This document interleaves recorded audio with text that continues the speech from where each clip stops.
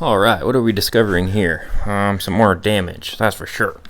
Little dimple there, little dimple there. Barely can feel it, but it was there. Clearly already filled in with Bondo body filler before, similar to the roof.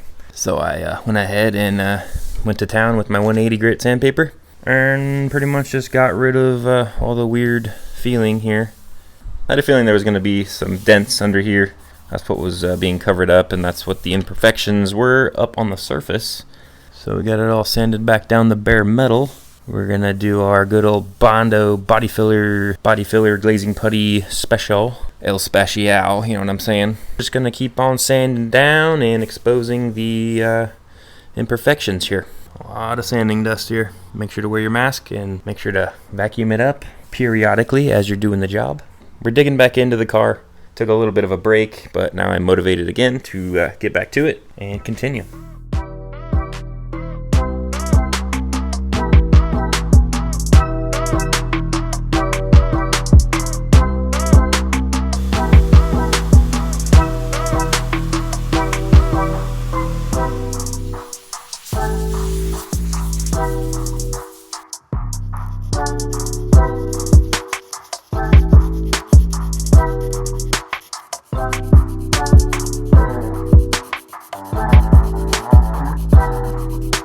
So originally 180 grit, get down to the metal, scuffed it with 60 grit on the parts I'm gonna Bondo, and that's the prep for the Bondo. After we clean it, we'll start mixing some Bondo and go into town.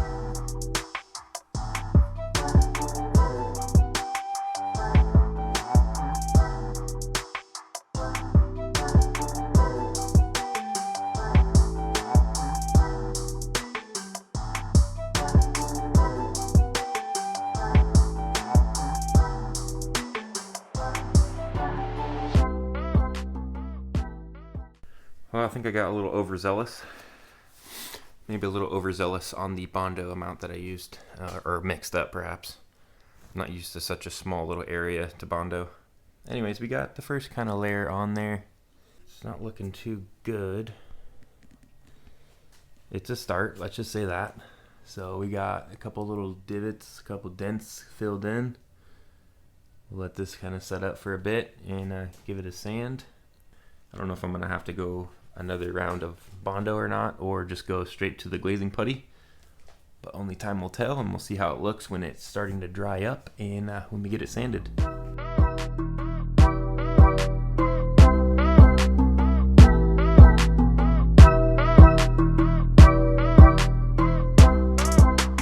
Alright, here's the results for the first Bondo and sanding. See what we filled in. A couple little holes, a couple little dents. There's some filler there, filler there, filler there, filler there. Another filler area here. You can feel the low spots as you rub your finger right over them. So we're gonna hit it with another layer of Bondo, kind of build it up a little more. Give it a sanding with 60, 80, 180. In my case, I'm just going to 60 to 180 because I don't have 80 at the moment. That's what I'm doing, and so far it's looking good. Time for the next round of Bondo.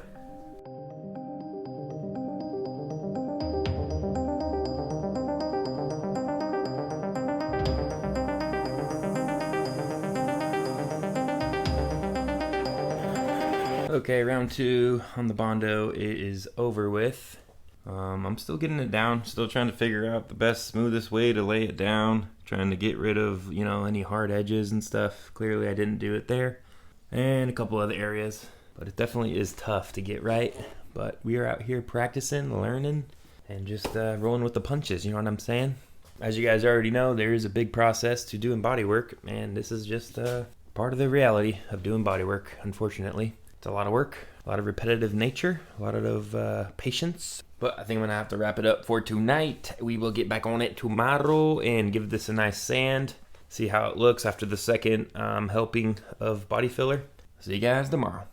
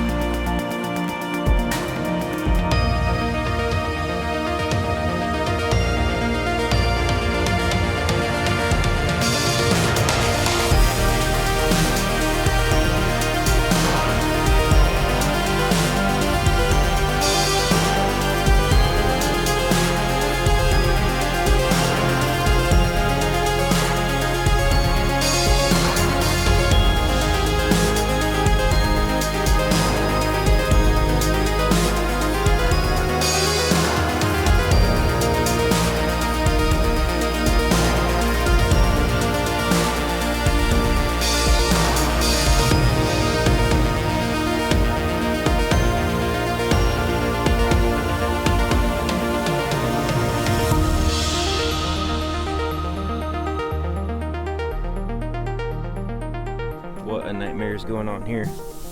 Discovering pretty much the same scenario that I uncovered on the roof of my car. Little damaged areas, big old mound of Bondo right here. I just keep sanding it further and further and further. So I think at this point I'm just going to stop and skim coat this whole thing and try to get it flat again. Digging the hole deeper and deeper. Do I stop now or continue?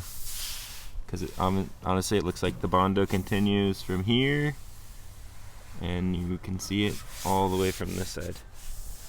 So if I gotta continue sanding all that flat, no thanks. I will try a different option here. Does this continue on? I don't know. I was just doing a couple little spots first and then started to discover more damage. So that's the latest out here. I'll check back in hopefully sooner than later.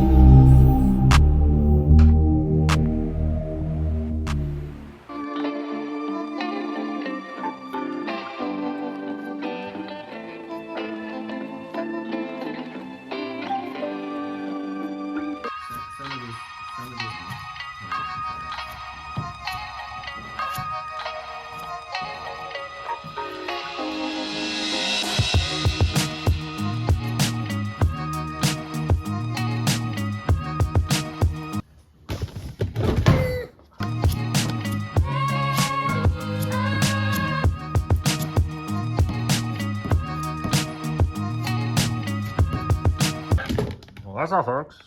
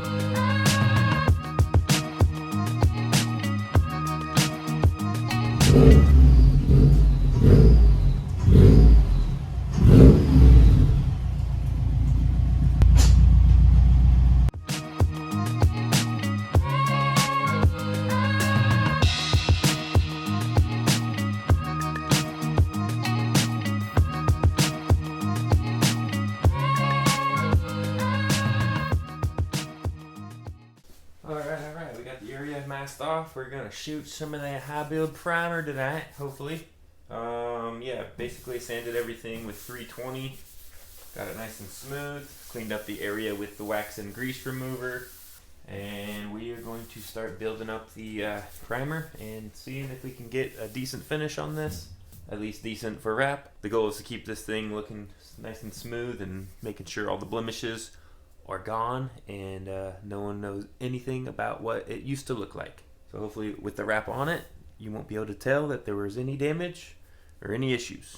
So I think I'm going to clean the area one more time with some wax and grease remover. Maybe not. Screw it. It's only primer. Probably going to cover up a couple things surrounding the area as well. So we got the whole area masked off. I got my plastic draped around the certain areas that I don't want painted primer gray. We're going to be trying to use some of this high build primer surfacer from SEM. Never used it before. It's going to do 2 to 3 thin coats or medium coats. We're just going to build it up. Hopefully build up a nice layer on there. Thick enough where we can sand it smooth and all the imperfections will be eliminated.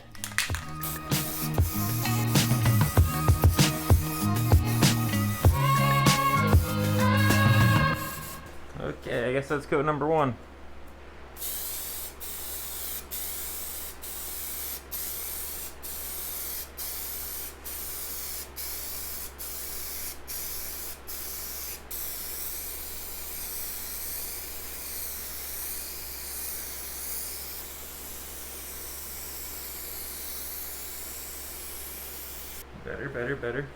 Better coverage.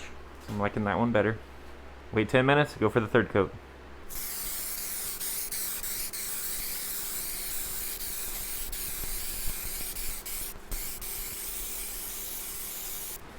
Let's get a better look here. This is our third coat. You'll see a little bit showing through. But I think this stuff goes on a lot nicer than the other Rust-Oleum filler primer, which I was hoping it would because it was $30 per can. So I'm gonna hit it with a little bit more on this side. You see it coming through a little bit. So we're just gonna keep going, probably just do a 4th coat over the whole thing. Get it nice and built up. See how it looks tomorrow. Yeah, baby.